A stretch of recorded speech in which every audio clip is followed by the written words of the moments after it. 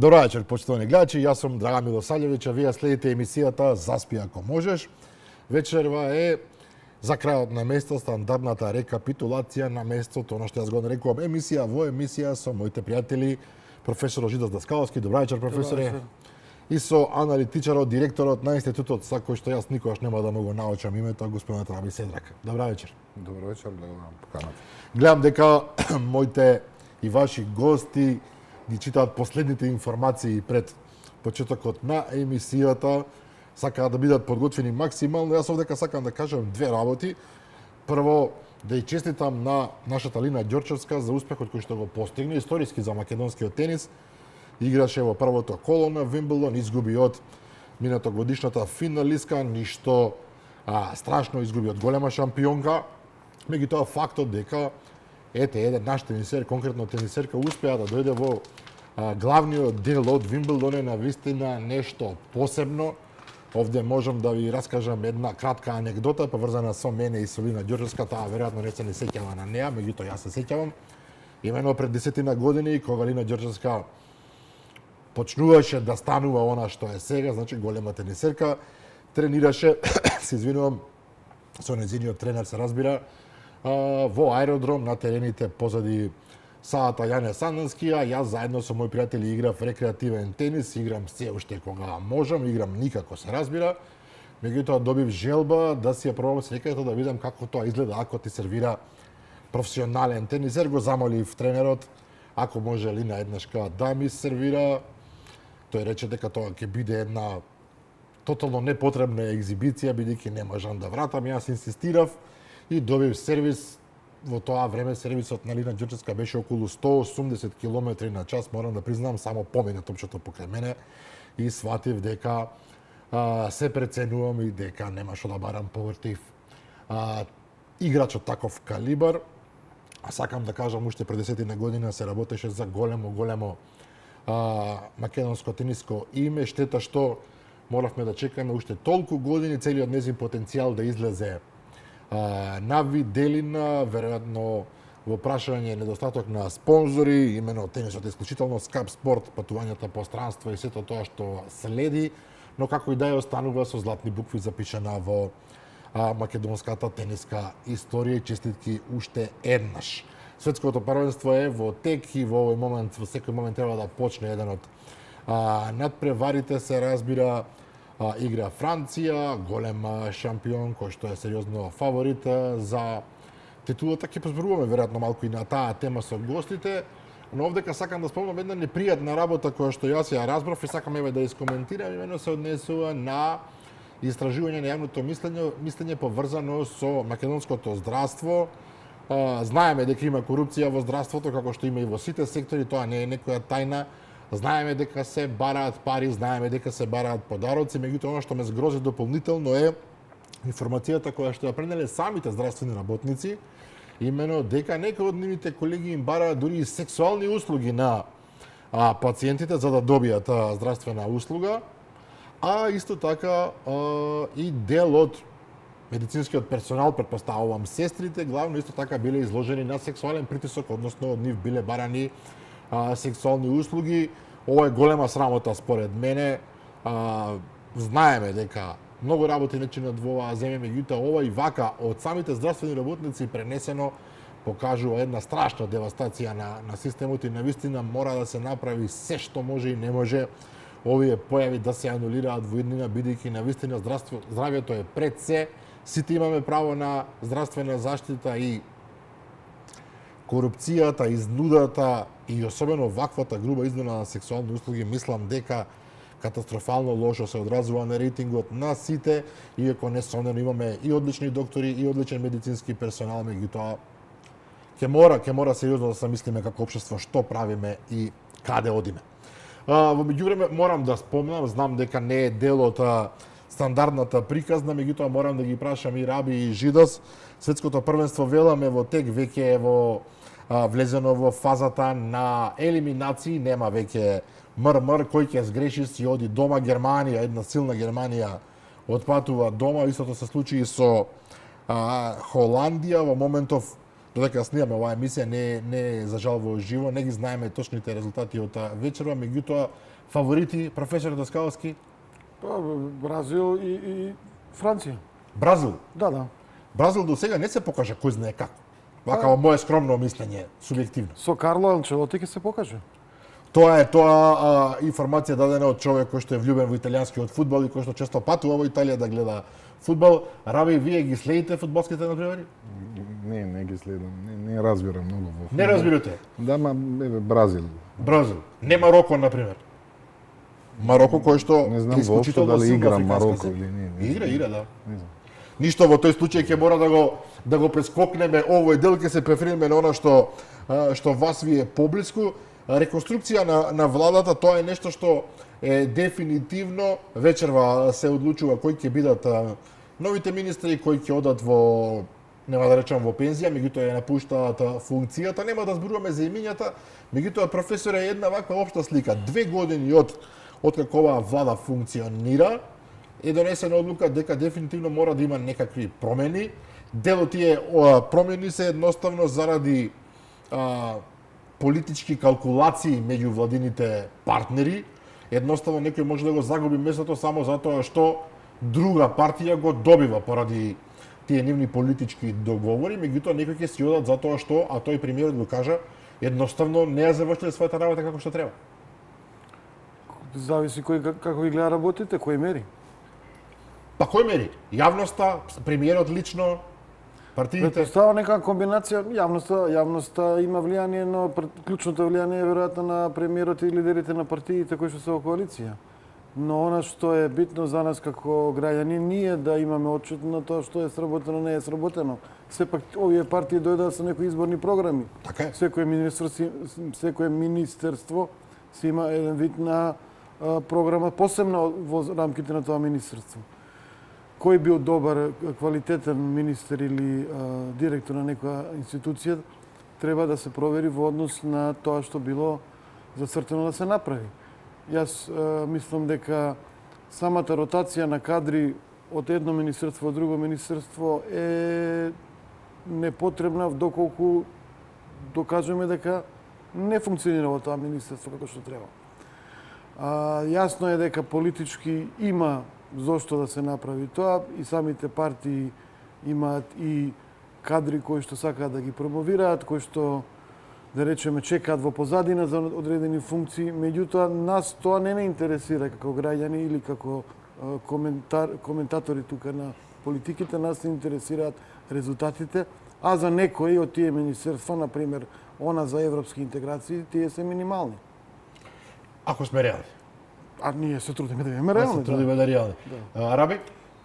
Вака, ја мислам дека сега самиот премиер кажа тоа и сега ќе имаме ние промени во министерствата, но ја проблемот не го гледам во ликот што го води министерството, затоа што сепак министер е политичка фигура. Да, убаво да знае нешто во subject matter или во самот предмет што он го води, ама ние се соочуваме со друг проблем. Ние имаме сега, ако може да ги нарекуваме саботери или ако може да ги нарекуваме луѓе што прават штета во различни институции, како што ги спомнавте на почеток кога зборевте, тоа е проблемот. И сега без разлика, дали ќе носиме ние министер што многу професионалец, добар, или ќе носиме министер од било каде, се додека овие луѓе што се во министерства и што во институциите работат таму, и прават штета и го уништуваат и прават штета за буџетот, прават штета за самата, да кажеме, администрација како функционира. И кредибилитетот на целото министерство. Ова жабе менуваме ние министра, ако овие луѓе не се избркат од работа. И сега,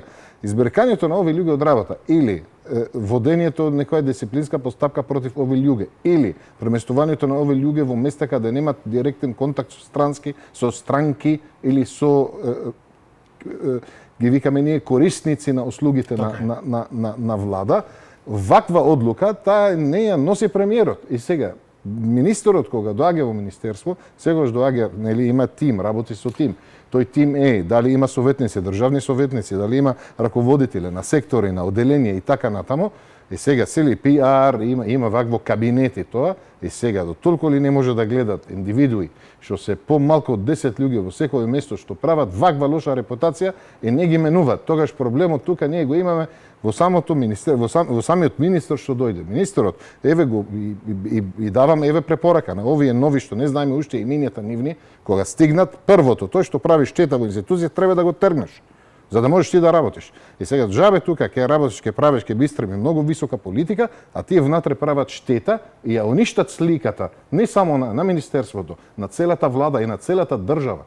Ја уништуваат сликата на целата држава. Хиерархијата е така поставена што министерот е начело, неговиот тим заедно со него, тие имаат обврска едноставно да ги пронајдат овие багови во системот, како да ги нарачам и да ги елиминираат. Сега, проблемот сега не може они да ги најдат затоа што се штитат тие помеѓу нив. Тие не им интересира кој ја води државата. Не им интересира која партија води државата. Држава во држава, систем во систем. Тие се алатки, ги викав и прошлиот пат, тие викат кајнетек Витос, што се алатка во рака на некој друг што ги активира кога сака. Се кога сака да активира проблем, например, меѓуетнички, активирам овие луѓе што се тука. Сакам да активирам проблем со, да кажем, еве, крадење пари или ваква, еве тука. Сакам да правам проблем во јавните набавки, во тај институција го активирам тој како да. И тие се тие знаете како стейт актери и нон стейт актери. А тие се додека не ги трнеме од овие места, ќе прават и ќе слушаме. Ја многу се вознемерив со моабитот што рековте сега кога зборевте на почеток е тие што барале услуги, сексуални услуги и така натаму. На што личи ова? Па ова не треба. Ама сега проблемите тука законите. И сега ако има каде се може да се пријави вакво нешто. Ако одиш да го пријавиш вакво нешто, ќе те малтретират за нешто друго. И затоа треба, и тоа сме го зборили и тука и во многу различни места. Треба прво нашиот пристап кон добро владењето и борбата против корупција да се промени. Еве имаме сигурно има луѓе што вработени, што имат да кажеме повеќе време, знаеме има луѓе што дури може да не работат еве на секојдневна основа. Тие луѓе може да дојдат и да се формира тим, да седат еве пред влада и да решат кейс бај кейс проблемот. И секој човек што има одреден проблем, дојде кај нив, они го носат и го решават проблемот со мандат на решавање проблемот е на носење на одлука, а не на разгледувањето на предмет. И сега некој вработен во државна институција што народот му плаќа неговата плата да оди да бара сексуална услуга од некој пациент за да му заврши работа, тој треба да заврши не од затвор, треба да заврши од друго место. Треба тој да седи во улица да работи јавни работи. И секој ден луѓето да го гледат и да гледат како еве. Само да правиме така со петорица, нема да имаме ваков вид на проблеми. И тоа што го викаме ние казнивост. Но што тука недостасува? Политичка волја за такво нешто? Не. Страв дека ќе бидат осудени за премногу агресивно однесување, за некаква политичка престапка? Не. Има политичка волја, го кажа премиерот јавно и на многу пати, дека еве се прави војна против административна корупција. Тука проблемот е во министрите или во раководители или во директорите на различни директорати и институциите. Тие им фали храброста да прават ваков чекор, затоа што он знае, ако прави така и го избрка тој од работа, знае дека на крајот на мандат ќе се сменат работите или ќе се седнат, ќе се случи некој друг вид на договор, ќе му дојде тој под забот негов после 2 години. И од страв така прави. И затоа цело време многу лош круг како да го. И затоа кажувам дека одредени места треба да се земат луѓе што немаат допирна точка со народот тука. И тие одма кес бај кес да го решават проблемот. Јас да имам еден што јас му ја давам плата или народот му плаќа неговата плата, да оди да прави вака со некоја пациента во болница или во нешто, тој треба да оди во затвор без судење. Тоа не треба судење, треба да има доказ дека тоа се случи, да, директно да се зема мерка против тоа. Па после нека докажа дека е невин. Така е, но меѓутоа еве професорот да го вклучиме, тука имаме еден друг проблем. Судството е власт сама за себе која што носи понекогаш и необични одлуки. Ке речам вака необични одлуки кои што ајде да видиме реално некогаш е надвор од разум. Па вие наоѓате луѓе кои што проneвериле милиони и милиони дека нема никакви докази за нив. Обвинителството знае да ги повлече тие самото свое обвинение. Имаме луѓе кои што поранешен премиер чекаше да оди во затвор 10 години, па на крај застаре делото и воопшто не отидеве. Да го спомнеме Стефче Екимовски, порнешниот министер, се извинам, министер беше, но градоначалник долгогодишен на општината Карпош, требаше да оди во нездржување на затворска казна, меѓутоа успел да одложи поради здравствена состојба. Има една наистина интересна информација. Двете здравствени установи, новајте сега, двете здравствени установи кои што потврдиле дека неговата здравствена состојба не дозволува одење во затвор, биле повикани од страна на судот да ги донесат своите аргументи зашто е така и двете здравствени установи не одговараат на повиците од судот. Ова е дури надреална ситуација. Воопшто не е важно дали е Стефче Акимовски или било кој во случајот. Меѓутоа, човекот еве често нашол две установи кои што тврдат дека неговата здравствена состојба не дозволува водење во затвор. И сега судот бара од нив доказ, тие не се јавуваат. Ги нема. Ова може каде во Занзибар, да не навредам некоја земја во светот. Ако се тоа јавно установи, одговорноста треба да се сносат во рамките на системот каде што ова е играње, ова е подигрување, ова е шегување со сите нас, не знам како да го наречам тоа. Да, И апсолутно. сега како и тука, значи ме јасно, почитуваниот Раби зборува дека треба да се оди агресивно, се согласуваме. Меѓутоа, професор, ви имате ситуација во која што тој човек утре што ќе го избркате од работи, ќе ја тужи државата, министерството и ќе докаже со адвокати квалитетни, со дупки во системот, дека не само што тој не злоупотребувал, не бил корумпиран, туку тој е жртва и ќе бара оштета. И ќе ја добие. Можно е се, можно, меѓутоа во случајот ако има конкретни докази, би требало да не се случува тоа што вие го велите. Ама би требало. Требало. Сега имаше скандали со професорка што барала мито од на универзитет, така и сега се појави, да 300 евра барала за испит. Да, ама таму веќе се случило да пријави лицето што било оштетено и МВР направи една сериозна акција со обележани банкноти, па има и чисти докази кои што ќе се надеваме во судска постапка ќе донесат до одредена санкција, бидејќи тоа е неприфатливо. Имавме и декани на економски факултети кои што Така е. Значи... Вие сте дел од таа највисока академска фила. Морам да ве прашам, како дел од фелата, какво е чувството кога ќе ви кажат дека ваш колега, небитно за 300 евра, за 100 евра, за 500 евра, за 2000 евра, е подготвен да го продаде целиот свој дигнитет, кредибилитет, интегритет и едноставно да му даде оценка на некој што не ја заслужува? лошо Без знаење, без ништо. И тоа е тоа. И тоа, да не се лажеме, функционира. Нема да ви речам вие, професоре, знам дека ви сте чесен професор, би гарантирал за вас. Меѓутоа, фактот дека има и во највисоката, онаа што би требало да биде моралната вертикала на општеството, за нас ништо не е вообичаено. Оваа информација не е нешто што возбудува. Во Македонија веќе ова не возбудува. Фатиле професорка која што барала мито. Па да. Како да е нешто најобично, како да не е скандал од врвни размери. Мислам, доста треба да се работи на системот на проверки на функционирањето на сите институции и на давање пофоби или казни во случај на лошо функционирање на тие институции. Па да, професор, ама вашиот случај е многу тешко. Кога ќе стане човек еднаш професор на факултетот, тама го вадат само знаете кога. Добро, сега има и стандарди, има и разни барања што треба да ги исполнат и академските граѓани, па впрочем и со новиот закон тие ќе бидат и многу по-строги. Но јас зборувам генерално, не сега за професориве или за докторите. Ни фали тој механизам и да речеме при спроведување на јавни политики, она што многу фали е мониторинг и евалуација. Имате добри идеи, имате разни влади имаат добри идеи, спроведуваат проекти, но не се следи исполнувањето или пак се следи исполнувањето, да речеме, фали нешто, не се спроведува на време, никој не одговара.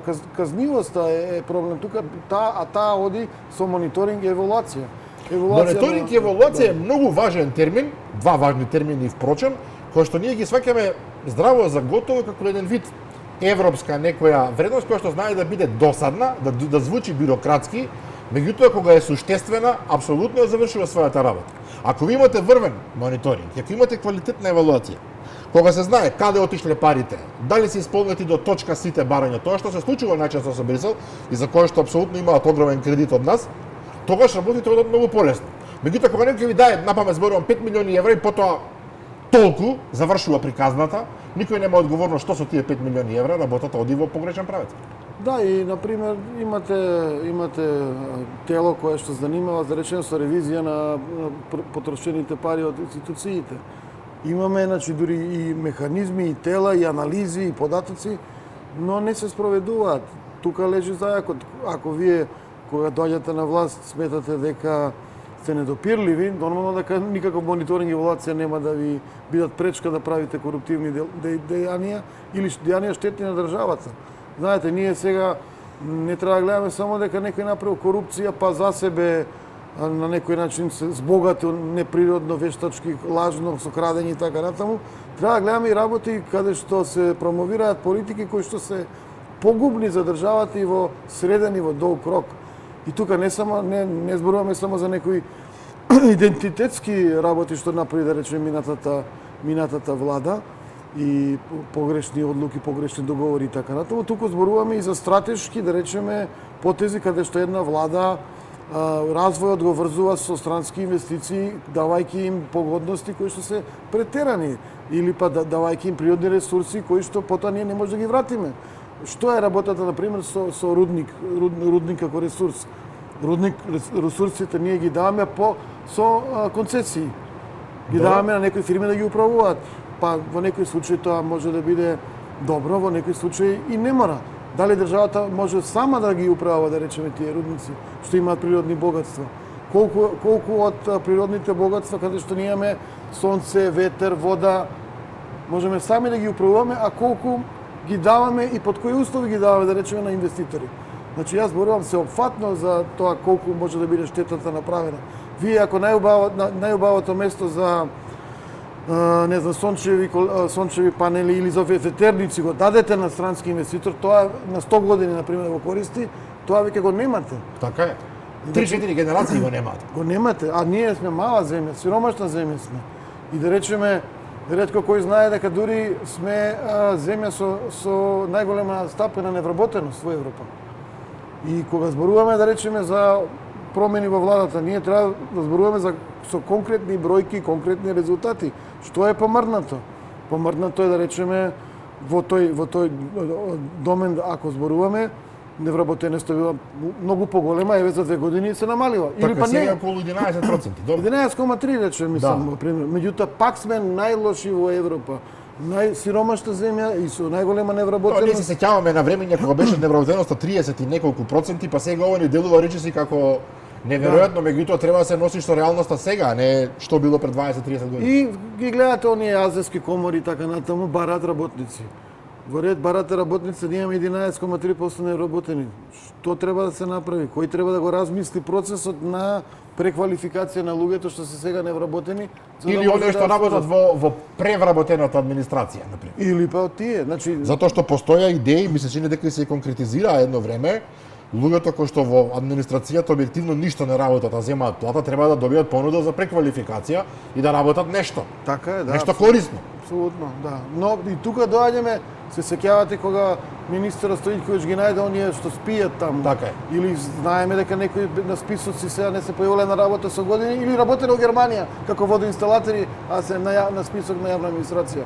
Значи повторно доаѓаме до тоа да имате мониторинг, да видите што е каква е состојбата и да имате казнивост која што е реална, а не политички мотивирана. Така. Раби, околу невработеноста морам да ве прашам, вие сте државјани на оваа земја, меѓутоа сепак сте од странство. Што мислите за фактот дека Македонија дојде во ситуација, и тоа веќе не е нешто ново и непознато, да е принудена да абсорбира работници од белиот свет, и тоа најчесто од многу далеку, не знам, од Бангладеш, од каде ли тамо доаѓаат, од Непал, а не сме во состојба нашите луѓе кои што се уште се тука да им најдеме адекватно место за работа.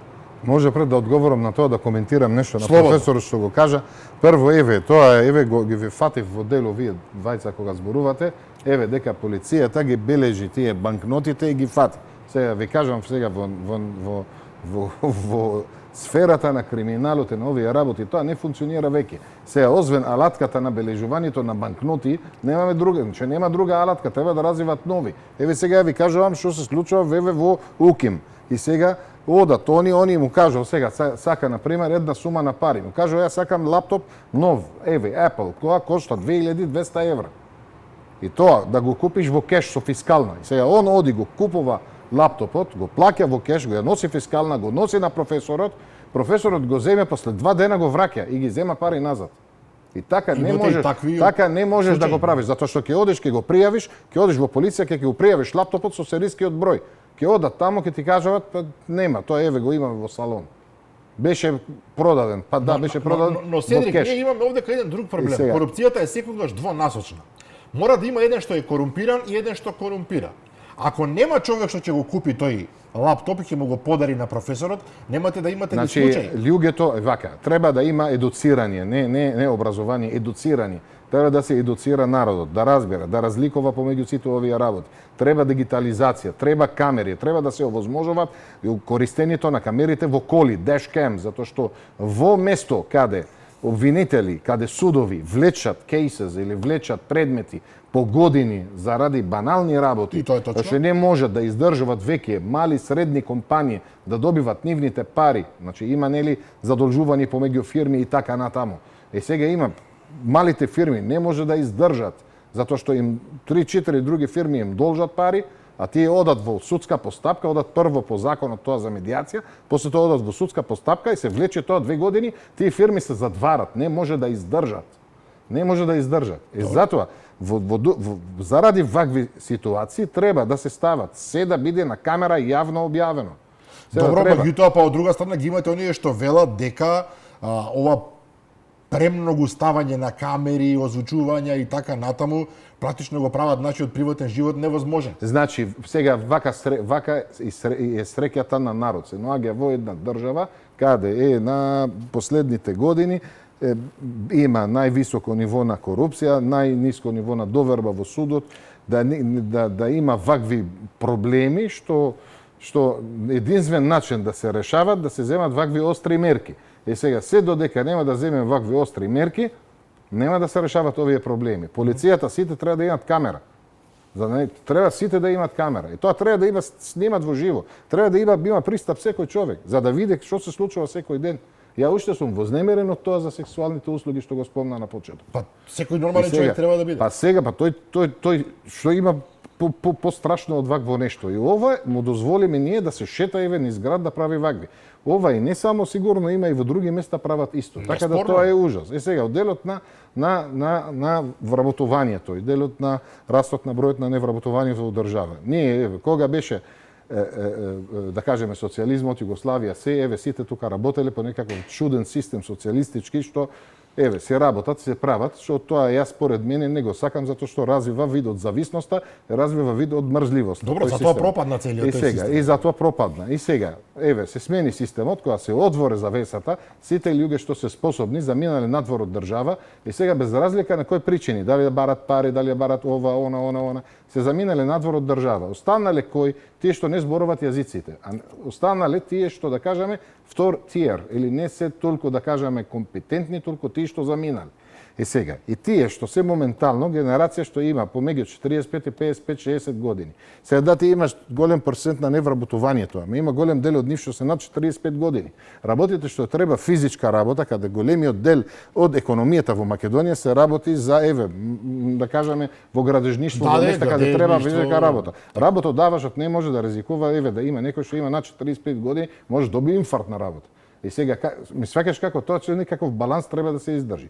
Единствен начин да се земат луѓето од надвор, за да може да исполнуваат барем овие дупки. Тоа не мора да оди така систем да се генерализира се, да се кажува дека ова област, не треба да се гледа процентна на вработувањето како така широко вкупно колку е. Треба тоа да се категоризира и да се кажува дека во одредени професии или во одредени сектори, вертикали, ова е дозволено да се зема работна сила од надвор, тие што треба да висат на 50 метра. Добро, и тоа го гледаме, Раби, но ние сме затворено општество во некоја смисла и се уште на доаѓањето на луѓе од странство, особено од далечни земји, гледаме како на еден вид екзистенционална опасност за нас.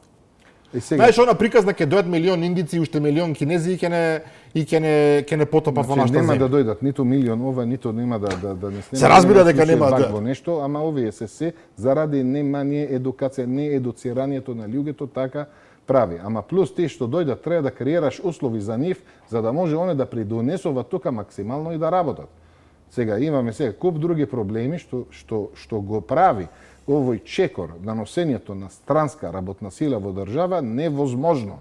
Невозможно, почнувајќи од банките до целата постапка до крај, додека ќе се заврши работа, ќе се оди. Тој човек треба тука да плаќа пензија. Таа пензија не ја доби он.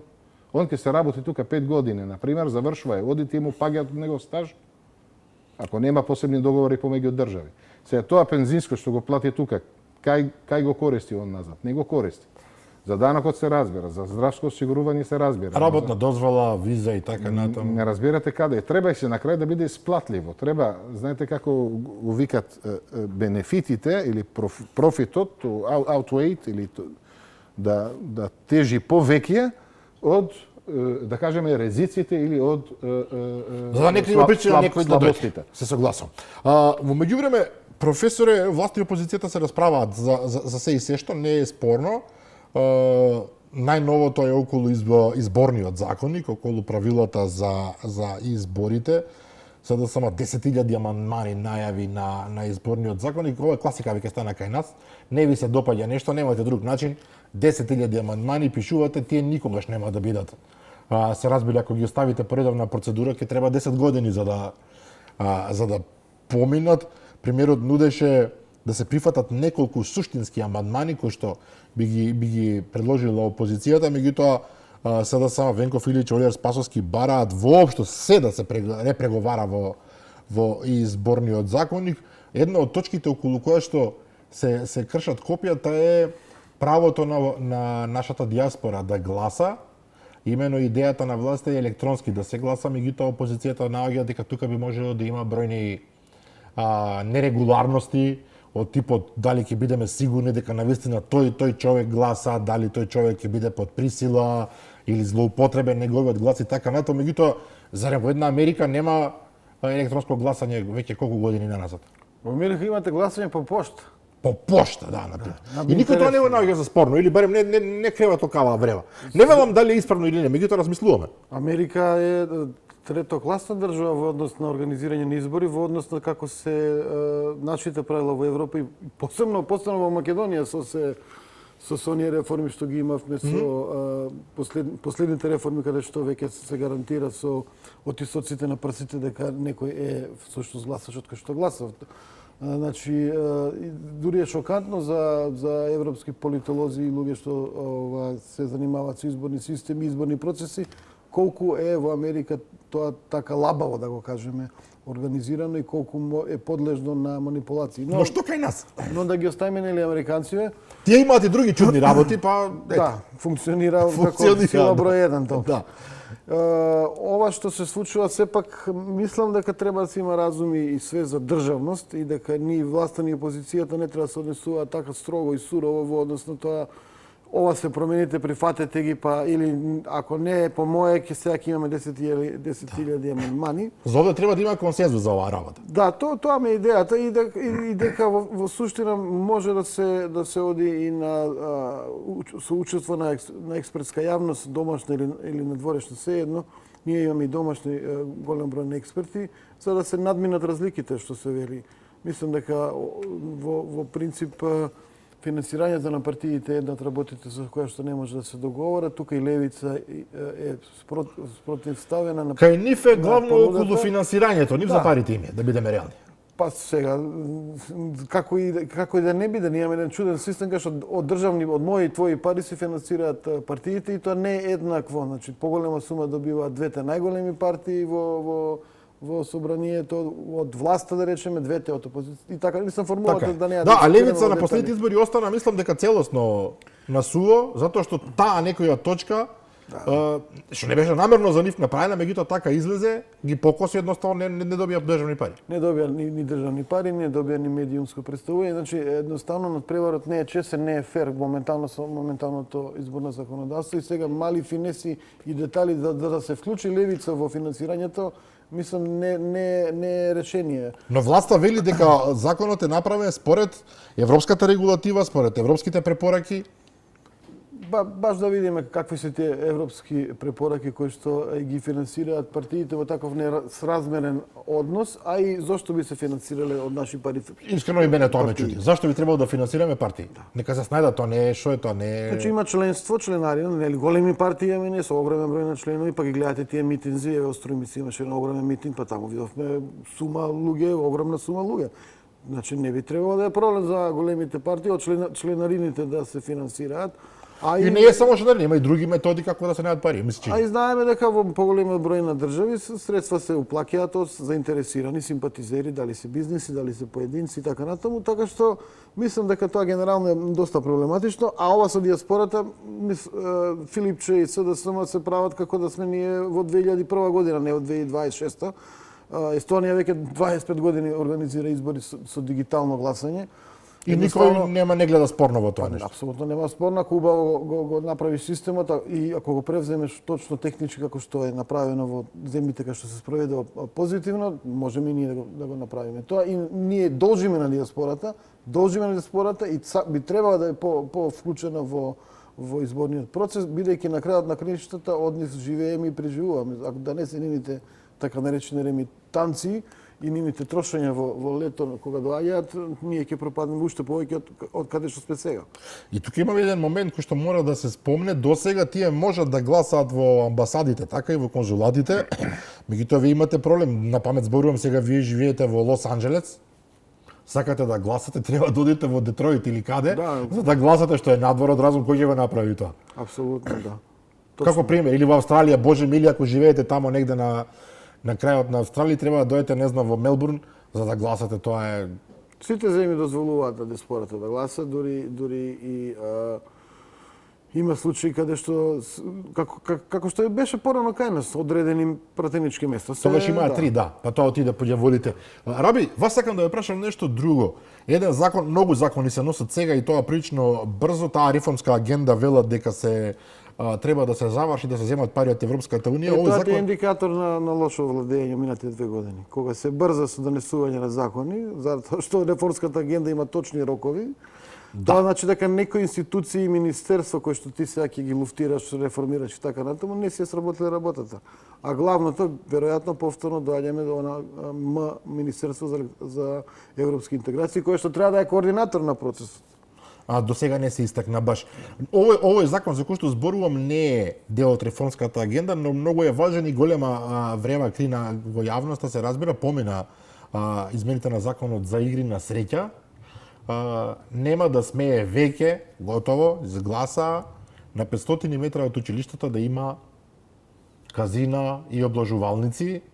Јас мислам дека за повеќето граѓани тоа е сосема во ред, иако луѓе кои што работат во таа фела и се разбира собствениците и тоа како се жалат дека ова ќе им го уништи бизнисот, затоа што многу е тешко вие да најдете место во Македонија каде што не сте на 500 метра од училиште, природно некако ги има, барем во Скопје е така, не знам каде е на друго место, меѓутоа размислувам 500 метра од училиште, речи си е тешко да најдете место каде што вие ќе можете да ставите обложувалница или казино. Има таму и други работи, нема да смеат да се рекламираат, што според мислите исто така е правилно се вие. Она залажување од типот само што не стана милионер, дојди и земи ги парите, што не е така. Меѓутоа овој делот со 500 метра од училиштето ми се чини дека е најкруцијален во целава работа. Добро, еве, во врска со ова, веќе го одговориме тоа. И сега ја не ја знам бројката, ако можете вие сега моментално да прашате некој да каже колку имаме вкупно во Македонија места се како казина, како игри за среќа, како вкупно. Дали може Боже мили, дали може да го знаеме бројот сега? Не знам како би го додале во моментов, но сигурно се илјадници. И сега, да, тоа што сакав јас да кажам, еве, врзано со ова, ама не. Сега, трендот во сите држави во светот, сега никога споредуваме Македонија, не можеме да споредиме ние Македонија, например, со Франција, затоа што нема да биде ни фер, ни ништо. Ама ние можеме, еве, да споредуваме Македонија, например, со Словакија, еве, горе, доле, Словачка, иста, еве, димензија, и некаква слична историска позадина и така натаму.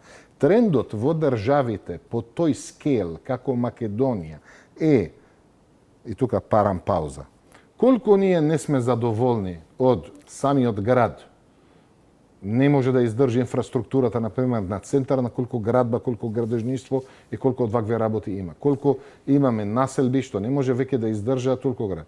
Зошто, еве ќе им давам една идеја. Зошто не не прават како сите држави во светот, да одат кон исток и да прават Нью Скопје, еве, како Делхи, Нью Делхи, како Нью Амстердам, Нью Йорк, како вакво. Трендот во светот е да се оди далеко 100 километри, 80 километри, 60 километри од главниот град е да се гради град поново. Еве да го градиме како аеродром. Но тоа за Македонија е половина земја раби, Значи, вака, сега место вакви, сега секој 5 метри има нова градба, што се без везе, целиот град бетон, така од А до Ш. Зборуваме за Скопје, Не можеш да одиш, нема во бетонска Скопје, џунгла, нема ни ресторан, не можеш да одите саглам во ресторанот. Значи нема ништо, треба да се среди. Еве зошто да не си почнува од сега да размислувам, значи не ми фатите буквално.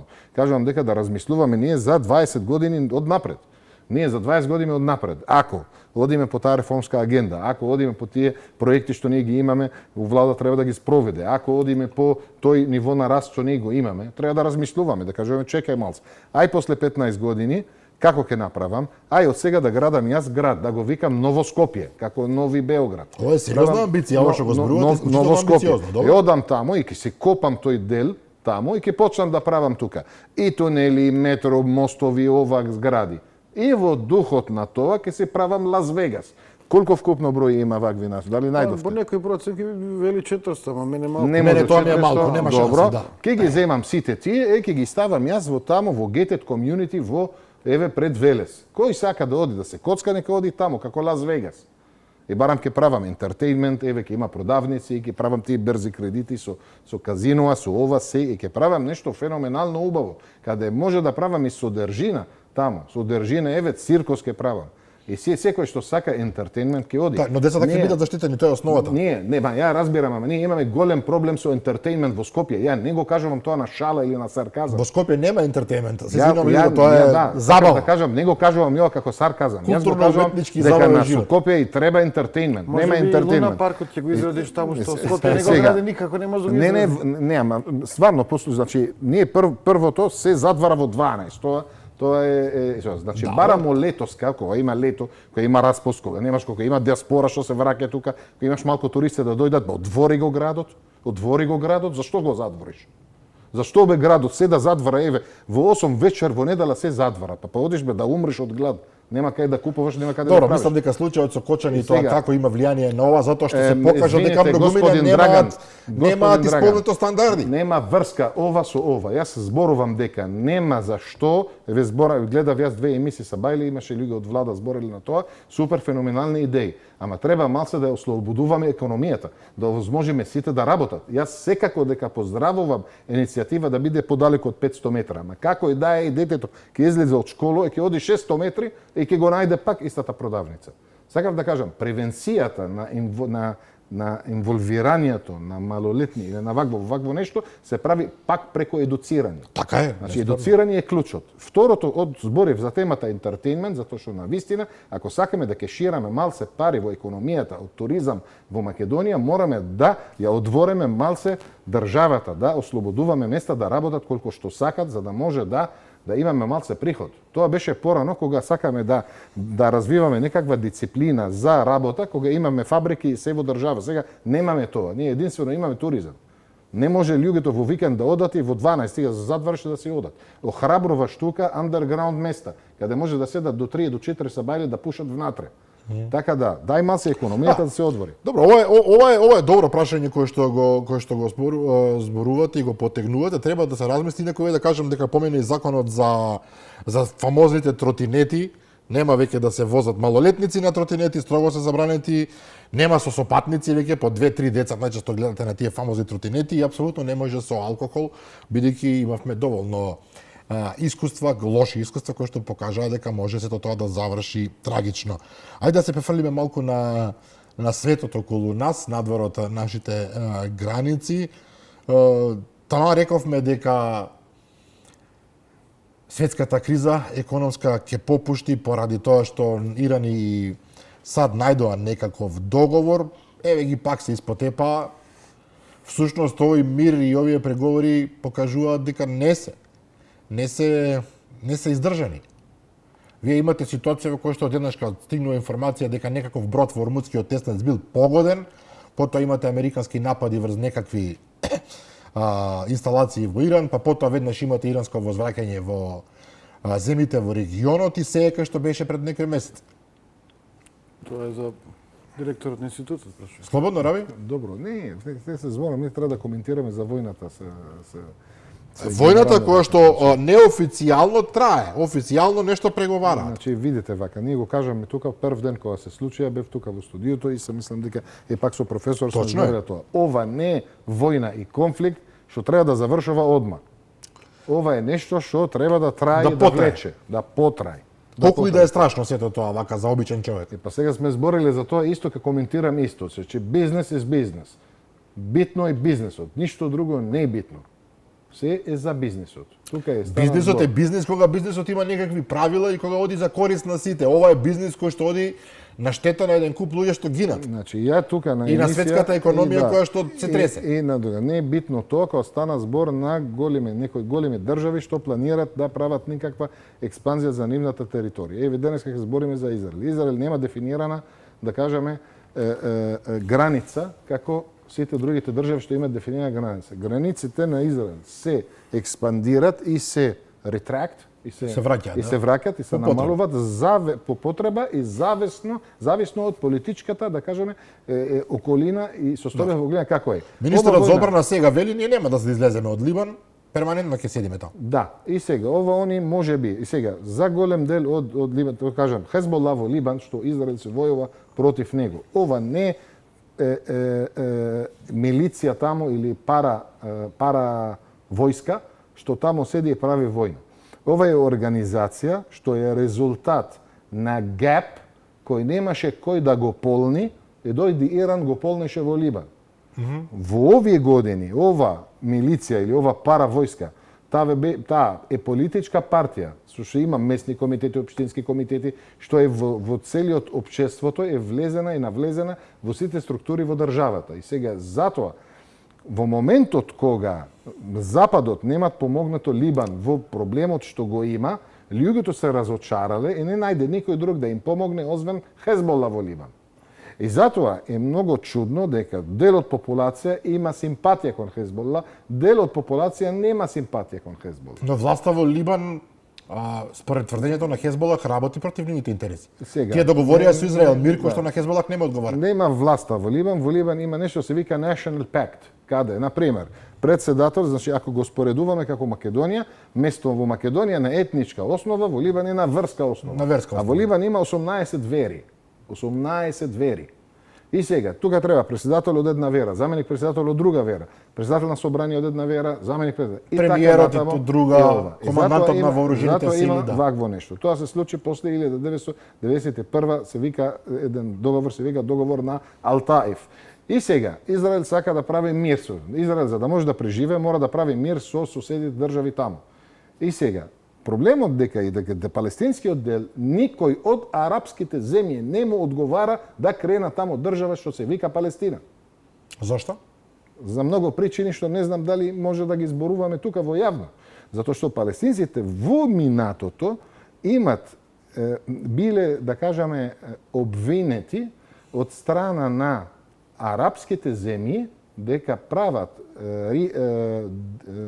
дестабилизација на самите општества, на владата таму. И се повикуваат секогаш со примерот што се случи во Јордан, што се вика Црниот септември, кога ги изберкали сите од таму. Сакам да кажам дека не одговара на тиудниот на арапската држава да има Палестина таму. И така да сите арапски држави се учесници во состојбата на денешната Палестина, не само Израел. Одговорноста колку состојба која што е катастрофа објективно. Колку одговорност паѓа и на арапските земји, особено земјите на арапскиот залив.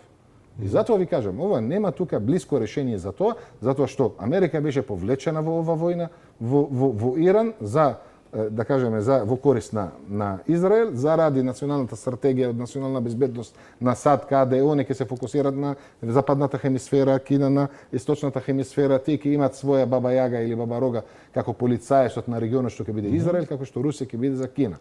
И они во духот на тоа, средуваат оваа работа за да стигнат до големата цел. Големата цел на тоа го кажав прошлиот пат и го кажувам секогаш и стојам на него. Сместување на палестинците во Синај во Египет, за да може таму да се прави поголемиот простор, за да се прави патот од Индија до Европа, што заменува патот на свила од кинезите што стигна во Европа. Таа е големата и главната цел на се што се случува сега во светот. Морам да го спомнам, се разбира, вториот конфликт, тоа е прашање за вас, професоре. Луда работа. тоа што се случува на релација Русија-Украина или подобро да речам Русија, ВС, Украина и Европа, Зеленски прогласи 40-дневен жесток притисок. Дронови, па дури и ракети погодуваат насекаде низ Русија. Дојдевме во ситуација во која што на Крим, да речеме, вие не може веќе да добиете бензин, гориво, а сега гледам дека се прават огромни редови насекаде низ Русија затоа што едноставно државата не може веќе да ги задоволи потребите на граѓаните, дури се размислува и за увоз на гориво. Русија, која што е светски производител, ќе мора да увезува гориво, тоа значи толку многу овие дронови и ракети прават проблем. Од друга страна го гледав интервјуто на Путин пред вчера, дадено за руските медиуми, каде што тој прилично самоуверено вели ништо живо не може да не запре. Да го сумирам вака, вели нема да ја дозволиме на украинската власт да се спаси, да преживее со тоа што ќе го запреме војувањето насекаде, освен оние територии што се круцијални, значи Донбас, Херсон и Запорожје, ќе војуваме секаде. Иако наводно имало таков предлаг од Украина, вели ние победуваме на фронтот, а овие проблеми што ни ги прави Украина во инфраструктурата, да, постојат, признава дека постојат, меѓутоа не се критични, ние ќе изнајдеме решение. Решението го гледа во уште по-добра и по-квалитетна противвоздушна одбрана и во успехот на армијата на самиот фронт. Од друга страна, повторно се појави информации дека Азов се враќа во игра, тие се закануваат, ќе го враќаат Мариупол. Не знам како ќе го направат тоа, меѓутоа се враќаат во игра. Европа, да не заборавиме, сега ќе даде околу 4 милиарди само за дронови за Украина. Дроновите се сега алфа и омега во целата приказна. На боиштето, објективно, русите секој ден освојуваат по нешто.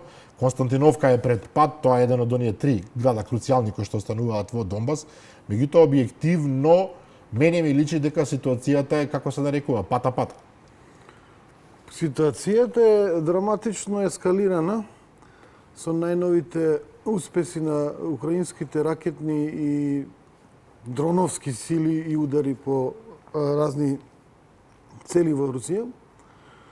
И сега тоа е прашање кое што ја разбуркува јавноста во Русија, колку што јас можам да следам, веќе оние јастреби се погласни и бараат соодветен одговор, а тој одговор е можен и и кон, за жал, нашите европски сојузници. Европска унија како коцкар што игра Олин, рековме минатиот пат, постапува. Имавме еден таков тука.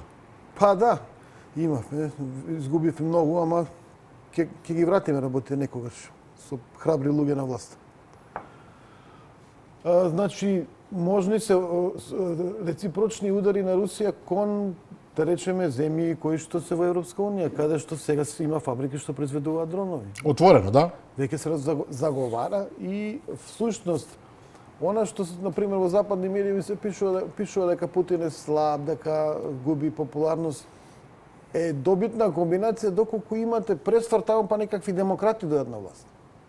Меѓутоа, поразот на Путин, тоа колективно тело, може да го гледате, Путин и огромен број на соработници, министри и така натаму, евентуален негов пораз и доаѓање на власт на понационалистичка опција би било страхотно опасно за светот, бидејќи веќе сега се зборува во Русија дека треба да се удри посилно, па дури некои, како Караганов, зборува за тактички нуклеарни удари. Не мора да бидат тие тактички нуклеарни удари, може да се балистички, но доколку се по врз цели на НАТО во Европа, тоа е многу опасно за конфликт во светот, кој што може да биде ограничен, може да биде и краен. Да. Тука има еден интересен момент. Полска е еден од најголемите поддржувачи на Украина. Од друга страна, Зеленски го изгуби орденот што го доби, го натера да го врати практично, затоа што инсистира на поддршка на она украинска армија од времето на Втората светска војна, која што била објективно пронацистички и која што има убиено многу пољаци. Сега повторно излезе една информација, ако не се лажам, претседателот на Полска рече нема теорија ние да ја примиме Украина во Европската унија, додека јасно и гласно не се дистанцираат од таа политика. Од друга страна, претпоставувам дека на Зеленски не му е лесно да се дистанцира, бидејќи тоа тврдо националистичко крило е многу важно во оваа војна за Украина. Една многу специфична ситуација во која што работите се менуваат радикално, практично во многу кратки временски интервали. Па позната е улогата на тие нацистички формации во Втората светска војна, познати се нивните колежи, има еден колеж на огромен илјадници пољаци, Волински масакр се вика.